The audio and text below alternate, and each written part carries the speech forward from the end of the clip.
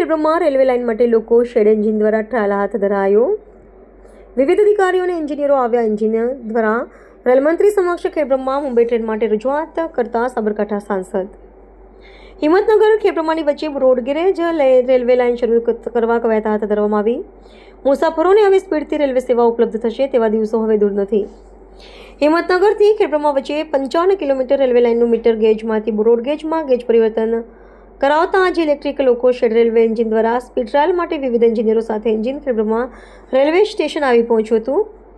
આ પહેલાં જાન્યુઆરી માસમાં પણ પીસી દ્વારા પ્રથમ લાઇન ટ્રાયલ હાથ ધર્યા બાદ 2 મહિના પછી લોકો શેડ દ્વારા તેમની ક્ષમતા ચકાસવામાં આવી હતી.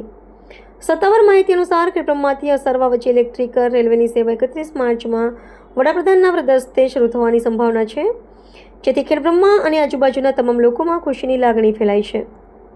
સાબરકાંઠાના અરવલ્લીના સાંસદ માન્ય શ્રીમતી શોભનાબેન બારૈયા દ્વારા જણાવવામાં આવ્યું હતું કે સમગ્ર દેશમાં રેલવેની સુવિધા માન્ય વડાપ્રધાન નરેન્દ્ર મોદીની દૂરદ્રષ્ટિથી મળતી થઈ છે, ત્યારે રેલવે મંત્રી અશ્વિની વૈષ્ણવ સાથે મુલાકાત કરી સાબરકાંઠા અને અરવલ્લીની જનતા માટે જરૂરી રજૂઆત કરી, જેમાં ખેડબ્રહ્મા રેલવે લાઇન તૈયાર થઈ ગઈ હોય તે ઝડપથી શરૂ કરવા, અમદાવાદ ખેડબ્રહ્મા વચ્ચે રેલવે લોકલ ટ્રેન ચાલુ કરવાથી વેપારીઓ યાત્રાળુઓને ખૂબ જ લાભ મળે તેમ છે, તો આ અંગે જરૂરી કાર્યવાહી કરવા અમદાવાદ ખેડબ્રહ્મા રેલવે લાઇન ચાલુ થઈ ગઈ હોય. મુંબઈથી અમદાવાદ રેલવે 8થી 10 કલાક પડી રહે છે, તેને હિંમતનગરથી ખેડબ્રહ્મા લંબાવવામાં આવે તો મહારાષ્ટ્ર, રાજસ્થાન, ગુજરાત યાત્રાળુ વેપારીને લાભ મળી શકે તેમ છે.